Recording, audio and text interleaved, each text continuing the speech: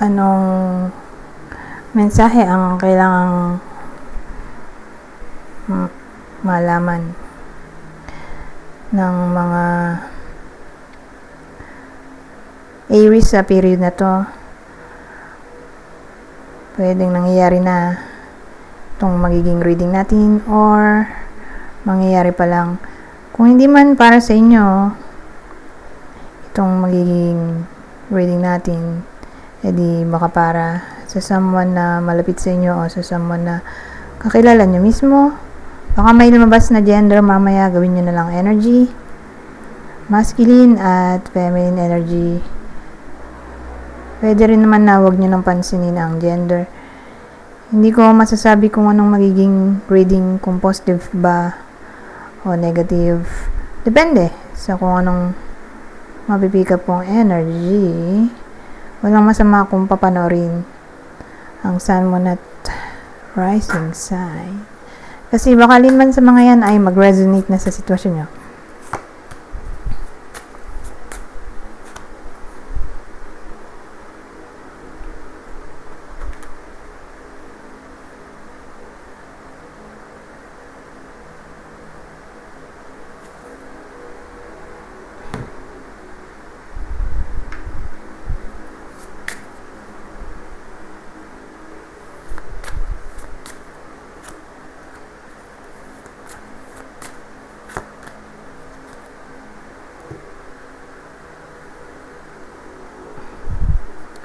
Sige, magsimula na tayo. Ayusin ko lang sandali para presentable naman. Kahit pa paano. Ayan. So, nung meron dito, may iba sa inyo na maaring nag-iisip dito. Whether kayo mismo to or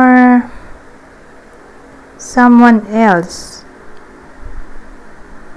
Pero relationship kasi yung topic natin, thought love eh.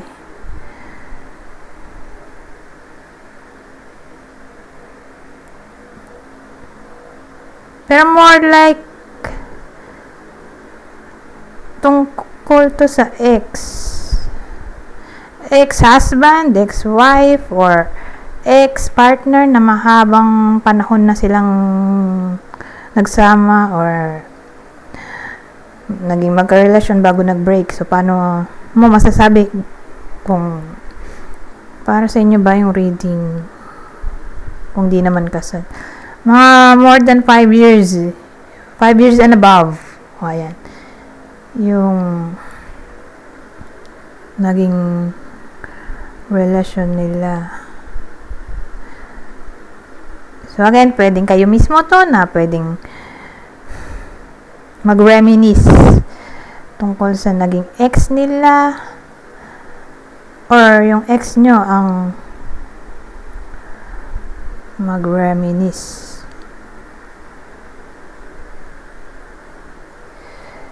sa iba sa inyo. Pero probably babae. Babae to eh.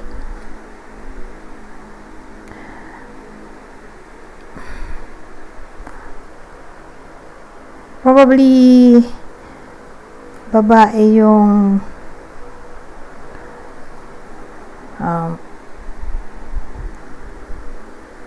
nag-iisip dito. Okay? Para may idea kayo.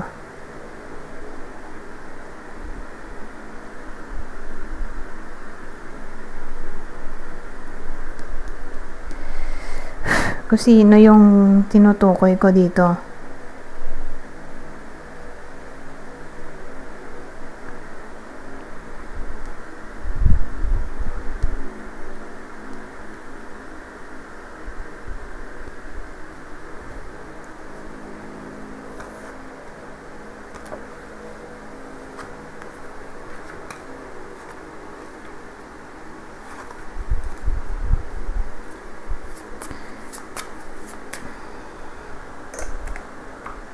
Teka, ayusin ko lang tong ilaw.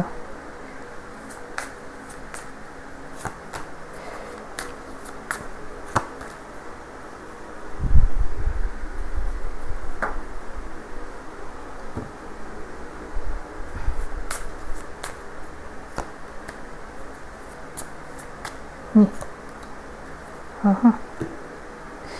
Ano to? Interesting naman. Yung combination.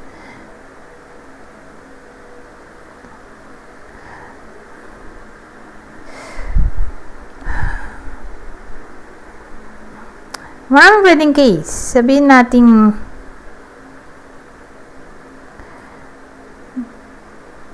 dun muna tayo sa negative side. Kaya na pleasant time to eh. Iniisip ko kung pwede ba dito positive, negative. Anyways, dun muna tayo sa negative bago positive. Ang dating kasi sa akin, may important revelation kasi sabi dito. Pleasant pastime. Snake book. So, dun sa negative, may mag-open up tungkol sa topic ng third party or hindi man third party ay may na-meet daw siya. More like hindi niya sineseryoso.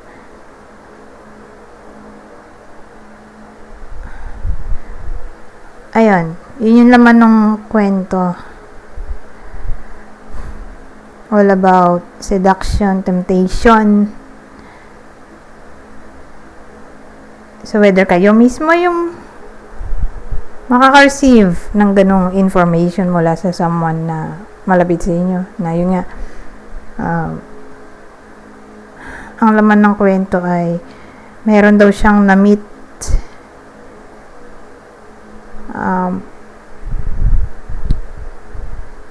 attracted siya doon pero hindi siya seryoso. Ginawa niya lang situationship.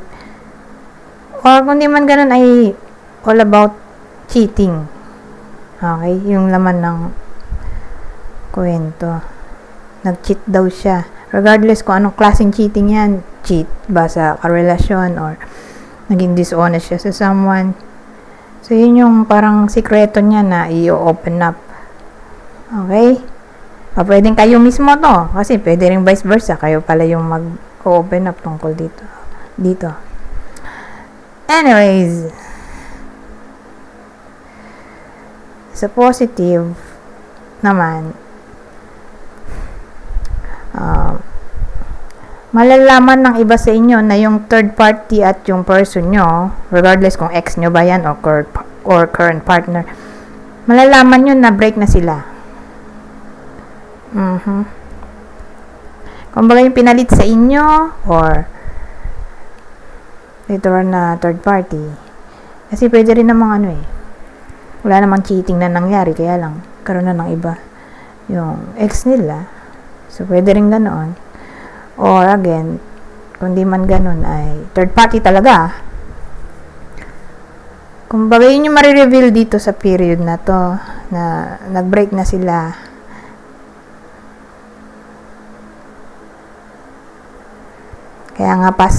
Kaya nga naging pleasant dito kasi matutuwa kayo na finally yung third party or again regardless kung anong klaseng third party to, kung yung ex ay nag-move on na sa ibang tao, hindi naman necessarily third party yun, pero nag-move on na siya, nagkaroon na ng iba or literal na third party talaga, ayun nga, malalaman ng iba sa inyo na break na sila at yun ang ikasasaya nila. Okay? So, case-to-case basis. General reading to. Kunin nyo lang yung information na sa tingin nyo ay fit sa sitwasyon nyo.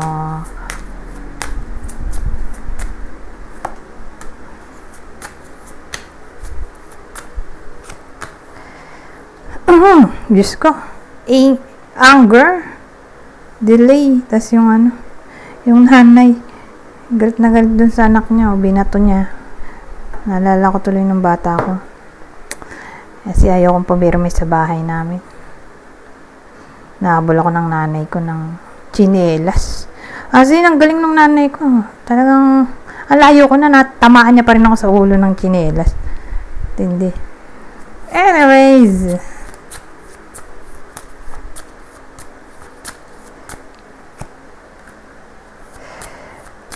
tingnan natin anong mabubuo kong sitwasyon dito.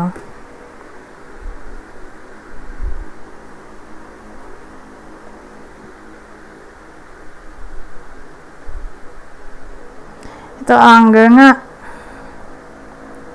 Anger, delay, letter, spirit, ha? Well, ang dating sa akin,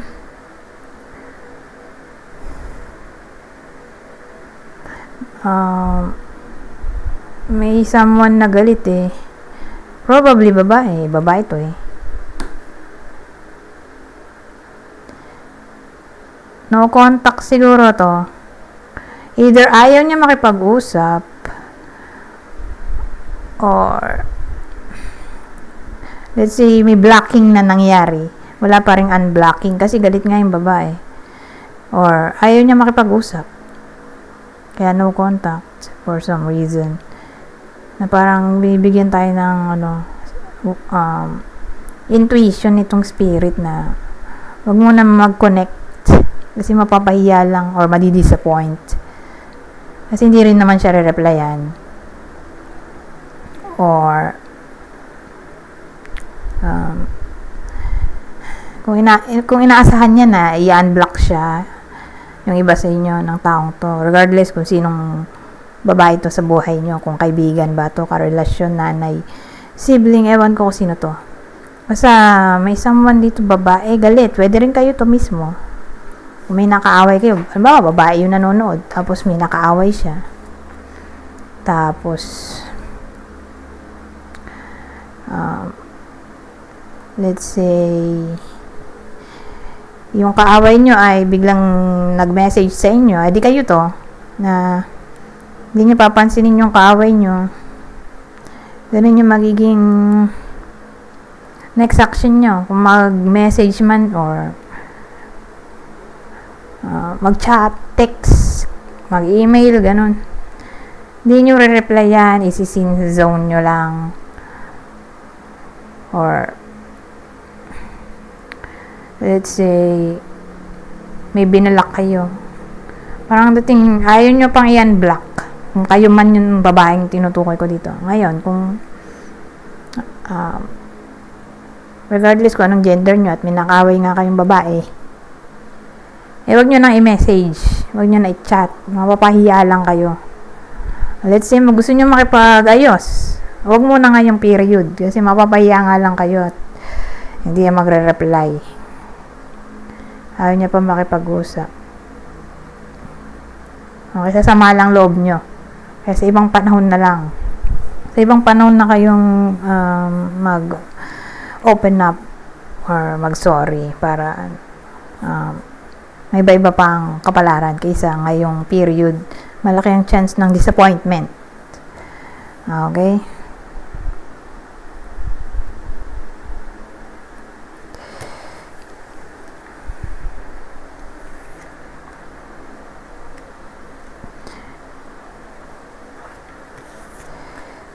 So, whether nangyayari na yan o mangyayari pa lang, pero may chance ng arguments, disagreements, for some reason.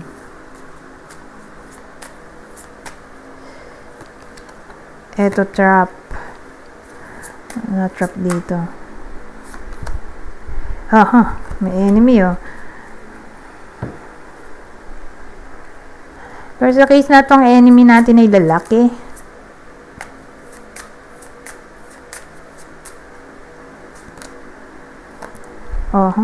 Whip enemy lalaki. Maganda to. Teka nga. Anong mabubuo kong sitwasyon dito?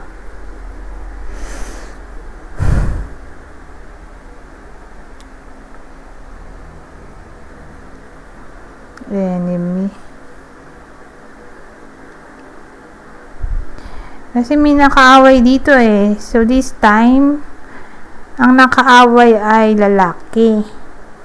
Kanina yung galit yung galit dito babae. Babae to eh. Siya yung may kaaway.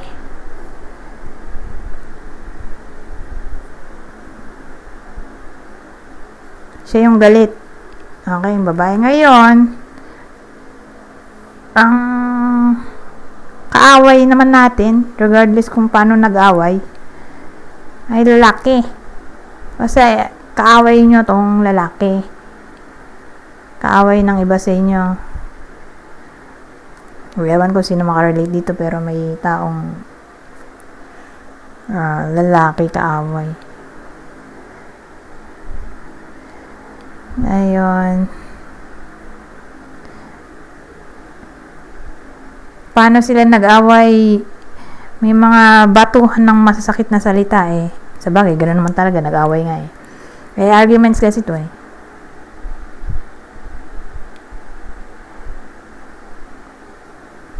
Or mayroon silang di na pagkasunduan. O magkaiba siguro sila ng opinion. Eh, trap dito.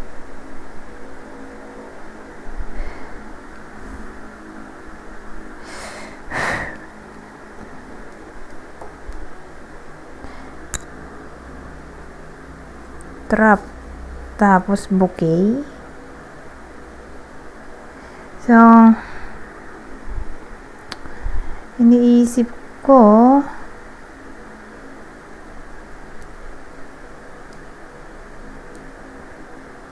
trap bouquet.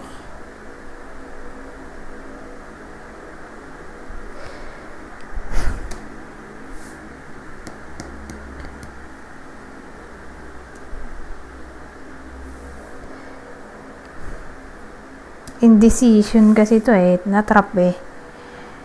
Kaya na maganda to, happiness.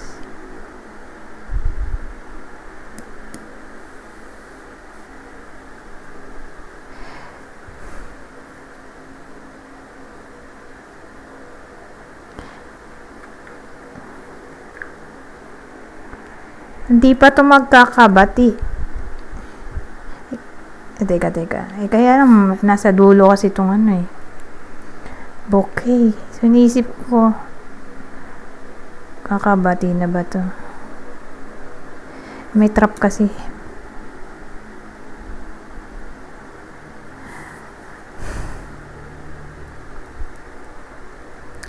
Well, ang dating sa akin, at first to, since siya rin naman ang nasa unang card, diba? Nandito siya sa una-una kaysa dito. So, at first, may indecision na parang na-feeling trap dito. Siguro when it comes to reconciliation.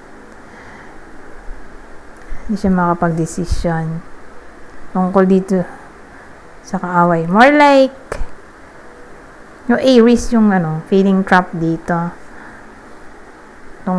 Tungkol sa decision making sa nakaaway niya. Eh ngayon, dito tong bouquet nga natin. Kasi happiness to eh. So more like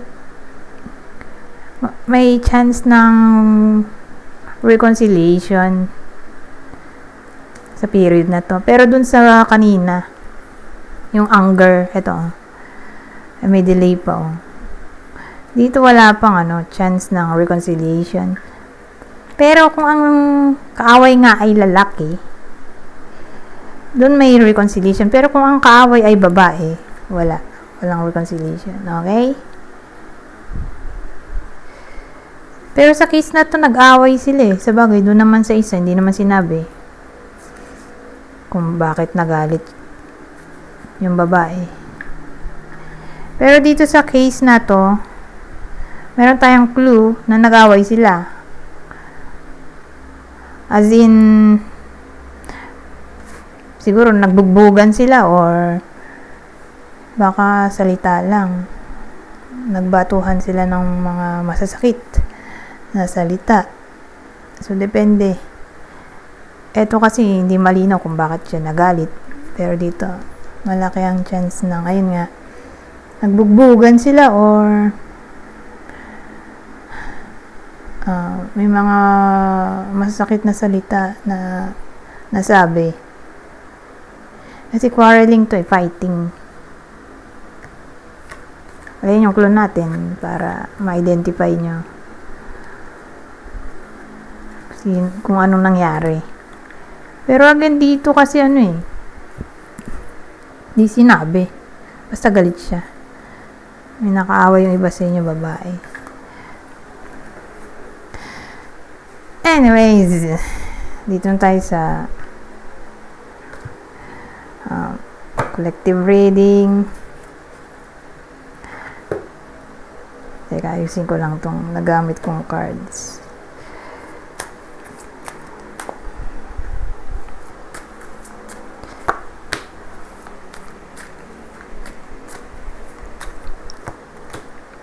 Ay! Bakit nagbalik-baliktad to? Hindi ako nagbabasa ng baliktad eh. Bumabaliktad din yung ulo ko. May ako na nga ayos.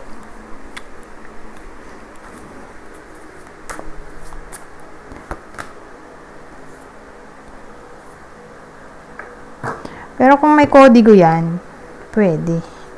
Pero again, yung nagbabasa ng baliktad. Kahit anong cards pa yan. Pero depende, kung wala na siguro akong maaral, di doon na tayo sa balibaliktad mag-aaral. Pero sa ngayon, marami pa namang pwedeng aralin. So, hanggat maaari, ayaw talaga ng balibaliktad na cards. Hindi ko maintindihan. At marami lalong memorization.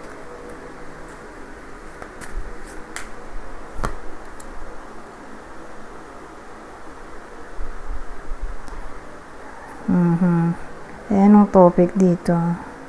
Career. Ayan, teka.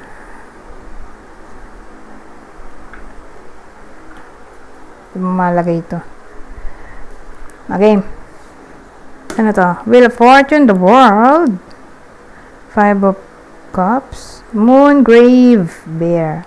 So again, anong topic natin dito? Career. Wala siyang work nowadays. So, pwedeng kayo mismo to, asawa nyo, anak, best friend, friend, or ewan ko kung sino to. Basta someone na malapit sa inyo. Kung di man nga sa inyo to tumama, di doon. Sa kanila tatama to. Baka sa kanila, okay? Wala siyang work eh. Ang tinutukoy ko dito. Wala siyang work ngayon. Anong meron sa kanya? Wheel of Fortune, the World, 5 of Cups. Sad siya dito eh. Kasi feeling niya malas siya or gusto niya nang matapos itong ganitong sitwasyon niya. Na nahihirapan siya maghanap ng work.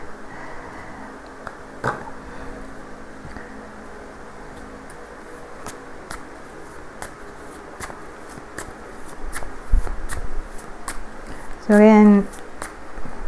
Ano siya dito? Disappointed, sad, or nagre-regret. Siguro kung nag-resign siya. Tapos, kala niya makakahanap siya ng bago agad. Kaya lang, nahirapan siya. So, ganun yung energy. Sad, disappointed, nagre-regret. Ayan. Baliktad na naman.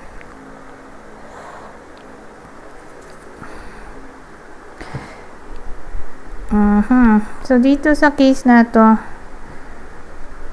2 of Cups, ito the Moon, 6 of Pentacles,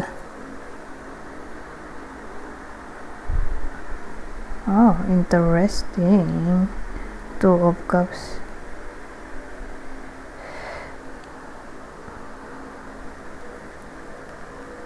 Two of Cups, tapos the Moon. Tapos Six of Pentacles.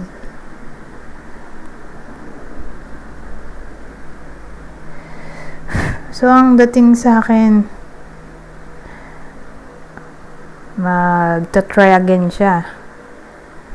Okay. May mamimit siya or mayroon siyang contact person dito eh. May makita siyang contact person.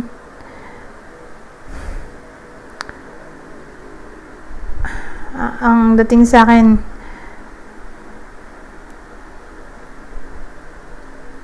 sa gabi, ang tawag dito, may mag-offer sa kanya ng career. Okay? Whether kakilala niya to na magme-message sa kanya gabi, may moon dito. May magme-message sa kanya, kakilala niya during night time, offeran siya ng work, or sabihin natin may bakante daw sa kanilang work, baka gusto niya, or may kakilala siya naghahanap ng empleyado, baka gusto niya, gusto ni tawag dito, ni Aries, or kung di ganon ay naghahanap siya online ng work, tapos may sesendan siya ng application documents niya, tapos bigla na lang magre-reply yon at i-schedule yung Aries na mag-exam or for interview na agad, depende. So doon dadating yung career opportunity sa gabi. Okay? Parang ngayon lang ako nag-read na purong work. As in, pang walang work. Kasi usually, kung mag-read man ako tungkol sa ka-workmate niya yung napipick up ko dito. Pero this time, literal na walang work yung bida natin. Or kakilala nga ng Aries to, depende. Sinong tamaan itong reading natin.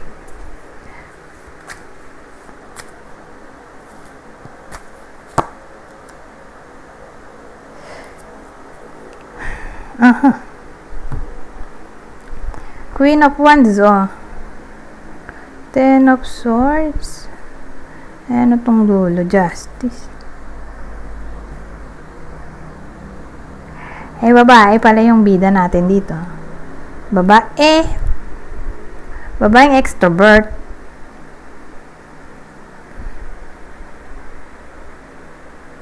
Or lalaki kung introvert siya.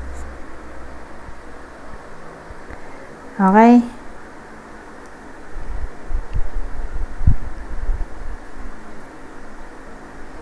Kasi mukhang i-pursue niya dito yung offer na sinasabi ko. Kaya lang Ten of Swords. Pero may Justice, oh.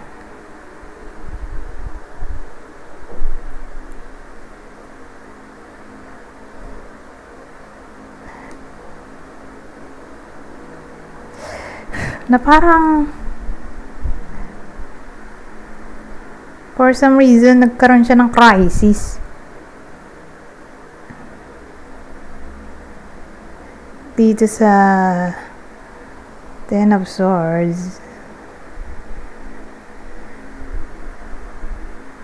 Ewan kung paanong crisis to. Sabihin natin nahirapan siya sa exam or pagdating niya sa workplace di niya pala gusto, kaya lang nandun na siya.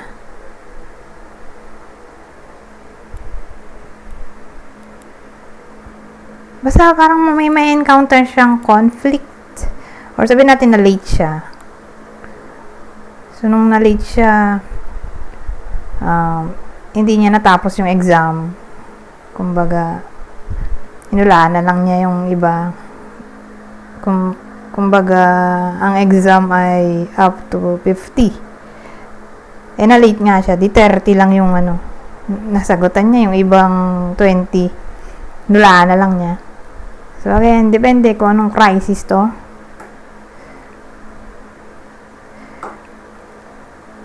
Pero maganda nandito tong justice na parang kahit na naka-encounter ng problem yung bida natin, mare-rewardan pa rin yung effort niya. Basta nag-show up siya sa kabila ng crisis. Basta dumating pa rin siya, ganun. Ginawa niya pa rin yung best niya. Doon papasok yung justice na reward. Kapalit ng effort. Pero tingnan natin.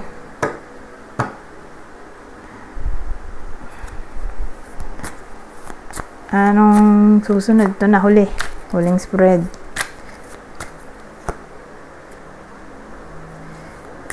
Siya pa rin to, Queen of Pentacles.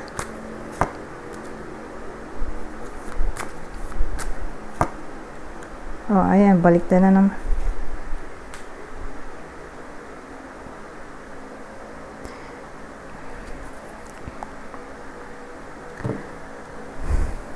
So, meron tayong Queen of Pentacles, Seven of Swords, ito, King of Swords. King and Queen pala to, no?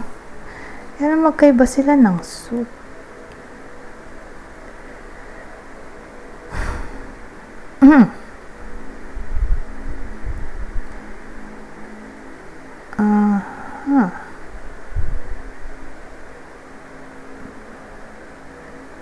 King at Queen, kaya alam magkaiba ng suit.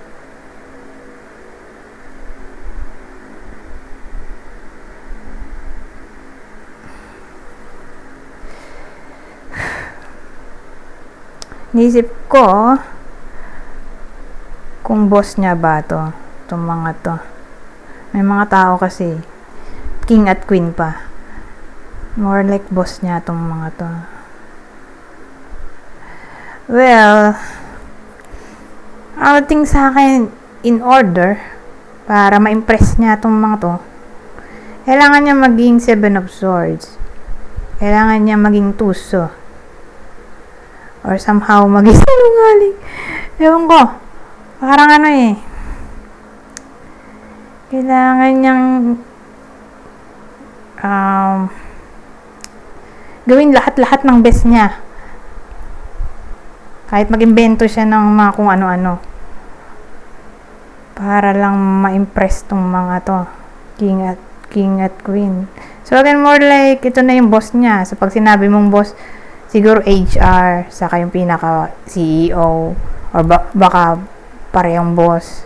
Pero more like, isa dyan ay HR, tas yung isa yung supervisor, HR, manager, or who knows, baka CEO na talaga. Imposible yun. CEO agad ang kaharap. More like HR at manager yan or supervisor. So, ganon. Kailangan niya maging tuso, intelligent, clever, or magkaroon ng strategy para ma-impress niya itong mga to. So again, dun din papasok yung mag-imbento ng mga kung ano-ano. Kahit di naman totoo.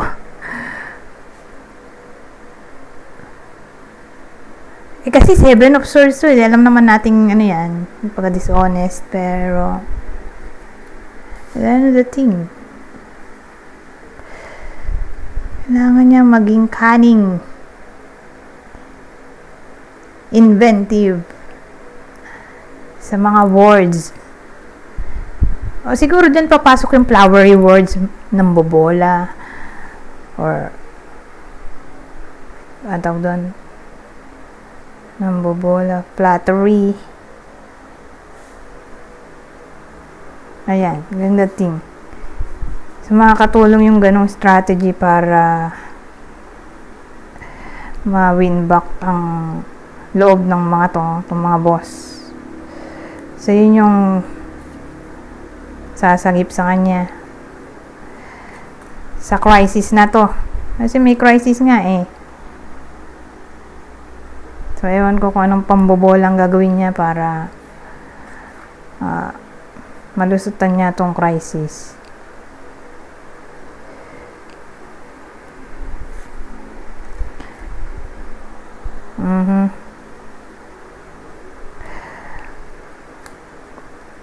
Anyways.